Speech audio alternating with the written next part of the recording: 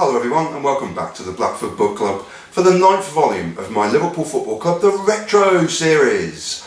And this article was originally written as an ode to the Aston Villa goalkeeper Jimmy Rimmer. So why the intrigue for a game that ended scoreless? Number 1.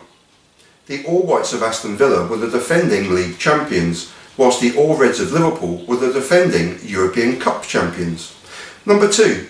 In just 8 months' time the roles would be completely reversed. Liverpool would wrap up the league championship on the 15th of May with a 3-1 win at home to Tottenham Hotspur, whilst just 11 days later in Rotterdam, Aston Villa would upset the odds by defeating heavy favourites Bayern Munich 1-0 in the European Cup final. Number 3. The vast majority of the Aston Villa team that faced Liverpool in this game would triumph in Holland at the end of May 1982, minus an early injury to goalkeeper Jimmy Rimmer. The reason for his individual inclusion here will become readily apparent shortly. Number 4. The 0-0 draw would see the Reds of Liverpool just one place above the relegation zone, Aston Villa 14th, and although only 5 games into the league season, this would be portentous for both sides in a strangely topsy-turvy season all round. Number 5. Despite the 0-0 scoreline, Liverpool hit the crossbar an incredible 3 times, the post once, and Aston Villa were forced into 2 desperate goal line clearances. Number 6. In an era of hard tackling football that would make today's generation wince, there were rarely any bookings, yellow cards or sending offs, red cards.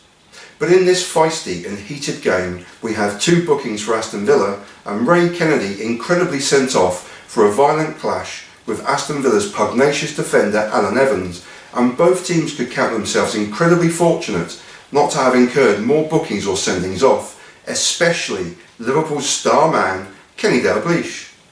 A lucky number 7. Again, despite the 0-0 scoreline, BBC commentator of the day John Motson would remark at the final whistle, "What a fine advertisement for English football today from the European and English champions." This fine advertisement was dished up by a home team Liverpool with just one change from their league game with Arsenal 2 weeks prior, and which forms part of this retrospective series. Club record signing Mark Lawrenson was suspended and replaced at left back by the Reds regular in that position Alan Kennedy, with the rest of the team picking itself, with either Liverpudlian legends Phil Thompson, Sammy Lee and Terry McDermott, as well as the trio of Scotland greats Alan Hansen, Graham Souness and Kenny Dalglish. On the substitutes bench was a fresh-faced Irishman who would spend well over a legendary decade with the Reds, Ronnie Whelan. The visitors from England's self-titled second city of Birmingham, Aston Villa, had a team for the ages. From Jimmy Rimmer in goal and a defensive line that contained the growling central defensive partnership of Alan Evans and Ken McNaught, they also had a brilliant mix of grit and guile in midfield through captain Dennis Mortimer and the precocious winger Tony Morley, and Liverpool-born striker and all-around pest up front Peter Withe. The Liverpudlian would become an Aston Villa legend in just 8 months' time with the winning goal in the European Cup final in Rotterdam. On this day, Peter Withe would have just one chance on goal with a tame header that was easily saved by Reds goalkeeper and custodian Bruce Grobbelaar, but the clearest goal-scoring chance of all fell to the speedy left winger Tony Morley. Running clear on goal and with no defenders in sight, Grobbelaar had to race from his goal to smother his goal-bound effort, drawing comparisons from the BBC commentator to the Reds' legendary goalkeeper he'd recently replaced, Ray Clements. Watching it back now 41 years later, I was immediately struck by how accomplished the save was, as well as smiling broadly at the mention of the epochal name of Ray Clements, when I immediately jotted down in my notes the name of the Reds' current goalkeeping custodian, Alison Becker. Isn't it amazing how the old adage of "the more things change, the more they stay the same" always rolls around again? These 2 chances would be the sum total of the goal-scoring efforts from the visitors, as Liverpool simply ran the English League champions ragged. In the first half alone, as well as Terry McDermott clipping the top of the crossbar, Liverpool, with Kenny Dalglish absolutely magnificent and literally everywhere and at the heart of everything positive from the Reds, forced Jimmy Rimmer into 6 separate and often brilliant saves. A scrappy beginning to the game gave way to a fierce drive from Reds defensive right back Phil Neal that Rimmer dived to his right to save well. Dalglish fed Sammy Lee before his drive was well saved again by Rimmer in the Villa goal, and from a Dalglish corner his fellow Scotsman Alan Hansen forced another fine flying save from the Southport-born goalkeeper. Sammy Lee would be denied again, as would Dalglish again, and after a fine move involving Sammy Lee and Ray Kennedy. Right on the cusp of half-time, Dalglish fed McDermott, and his speculative cross-come shot evaded Rimmer for once, but not the top of his crossbar, and the players headed down the Anfield tunnel with the score locked at 0-0. The second half was much of the same, but the one-way traffic was now being dictated by Kenny Dalglish's other Scottish partner in red, Graham Souness.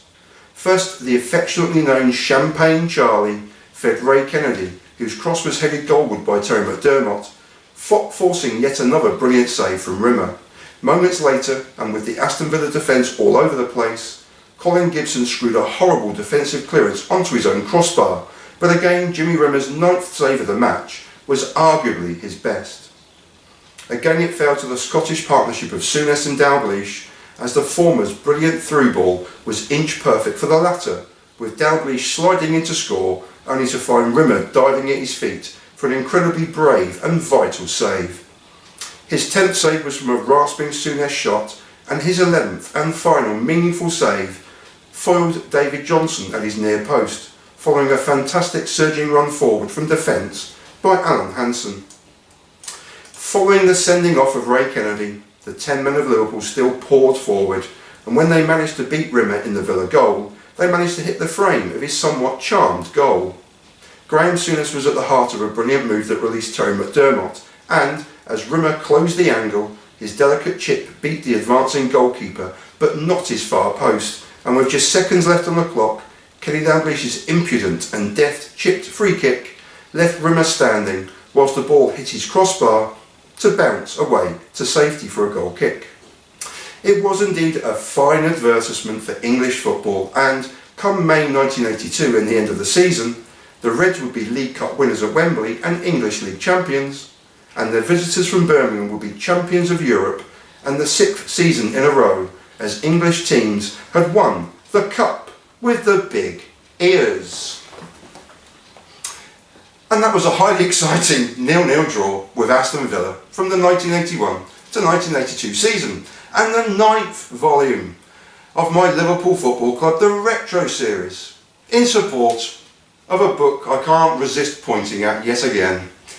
It's a book I'm immensely proud of. I'm just trying to get some sales and some traction and some traffic towards it. I'm immensely proud of it. Go on, buy it for Christmas, buy it for 100 people, I don't know, do what you want. Right, thanks very much for watching. Just buy it, thanks. Right, thanks for watching. I'll leave you in peace and in solidarity. And I sincerely thank you for watching. Please be careful out there, everyone. Peace, everyone.